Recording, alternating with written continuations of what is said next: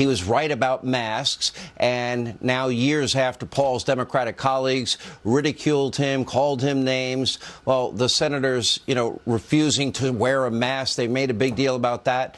Take a look at this headline from the New York Times. Quote, "The mask mandates did nothing. Will any lessons be learned?" Citing an Oxford-trained epidemiologist, the article reads, quote, "There is just no evidence that masks make any difference, full stop." But it's not just the New York Times. Here's Biden's own COVID-19 response coordinator. Take a look at this. I mean, the notion that you could cut respiratory infections, there's no study in the world that shows that masks work that well. So you're never going to get the kind of benefit from mandatory year-round masking as you would from making substantial improvements in indoor air quality. But it's a lot easier to implement as well. All right, so masks don't work. Natural immunity does. And, oh, yeah, COVID-19 originated in that Wuhan virology lab, thanks to what we knew was happening in there, gain-of-function research, coronavirus research. And now we know, as we suspected and talked about, funded in part with your tax dollars, NIH funding going to the EcoHealth Alliance, going right to the Wuhan virology lab. In other words, Dr. Fauci was either lying or trying to mislead the American people. Take a look at this. So what you're doing is defining away gain of function. No. You're simply saying it doesn't exist because you changed the definition on the NIH website. This is terrible, and you're completely trying to escape the idea that we should do something about trying to prevent a pandemic from leaking from a lab. There's the preponderance of evidence now points towards this coming from the lab, and what you've done is change the definition on your website to try to cover your ass, basically. That's what you've done. You've changed the website to try to have a new definition that doesn't include the risky research that's going on. Until you admit that it's risky, we're not going to get anywhere. It's a dance, and you're dancing around this because you're trying to obscure responsibility for 4 million people dying around the world from a pandemic.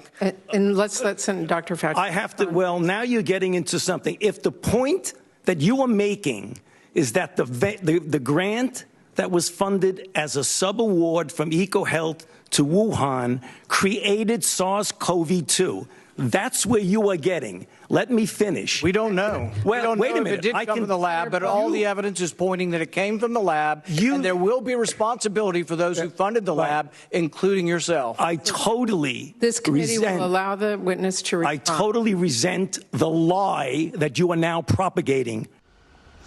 Here now with reaction, Kentucky Senator Rand Paul. He's also a medical doctor. Senator, now we know from the Energy Department, now we knew from the FBI, shockingly, our own National Security Advisor, Jake Sullivan, is not even accepting what we now have learned. There's a variety of views in the intelligence community about the origins of COVID-19.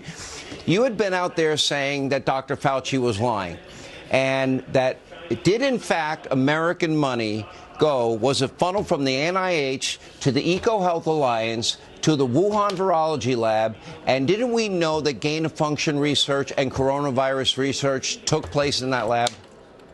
Without question, and it may have been one of the greatest cover-ups in modern medical history.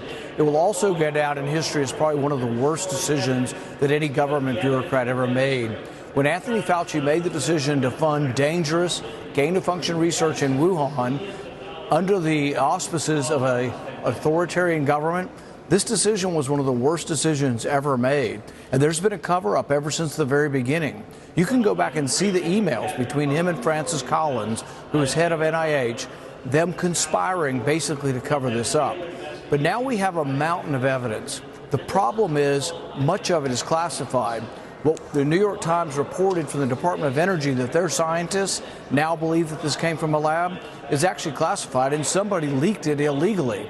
But I've been saying ever since the controversy came up with Trump and classified documents and Biden and classified documents, I've been saying we overclassify things, and it makes it hard for me to discuss, to convince the public, mostly Democrats, that we need to do something about this. So part of the problem is we need to unclassify this.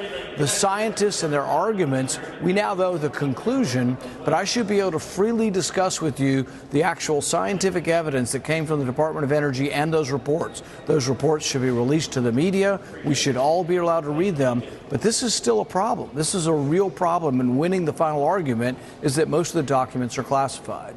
All right, so didn't we have right after 9/11, didn't Christy Todd Whitman at the EPA tell rescue recovery workers that the air quality was fine? That's what I recall at the time. On the issue of COVID, haven't they been wrong on pretty much everything? We now know that they were wrong on masks. We now know that when they told us if you got the vaccine that you'd never get COVID, that turned out to be a lie. If you get a booster, that's going to help you. That did not help many people. We even had studies showing that if you got a booster, you might increase your chances of catching COVID. Now we have all of the other evidence that's out there.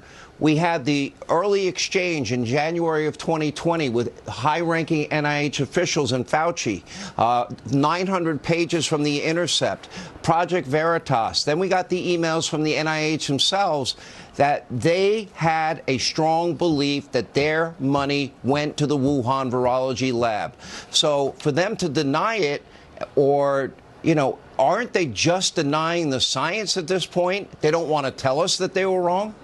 I think they're trying to escape the culpability because ultimately Anthony Fauci's advocacy, he had to go outside the boundaries of the normal process. There's a committee that's supposed to review these dangerous viruses and see if the experiments are too risky and shouldn't happen.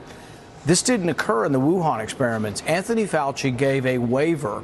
He was one of the few people in government who could give a waiver and said the research doesn't have to be reviewed by the committee. We're just going to let it happen. Well, let me ask you, I mean, I think it's relevant considering they were wrong on ground zero. They were wrong about masks. They were wrong about vaccines. They were wrong about boosters. They were wrong about wet markets versus the Wuhan virology lab.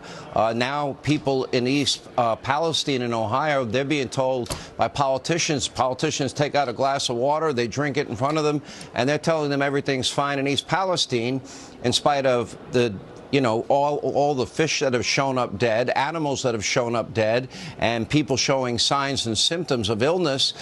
Do you trust that they're being told the truth in Ohio? No, and here's the problem. This is what the CDC currently tells you about COVID. If your 15-year-old has had COVID, they still want him to be vaccinated. If your 15-year-old boy has had COVID, they want him to be vaccinated, he gets vaccinated. Let's say he gets myocarditis, chest pain, goes to the hospital, and has a heart ailment from the vaccine. Do you know what the CDC tells you? As soon as he's better, he should get another vaccine.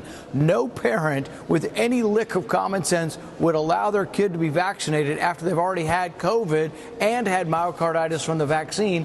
But the CDC's recommendation is that your kid should get a second vaccine as soon as their heart is better.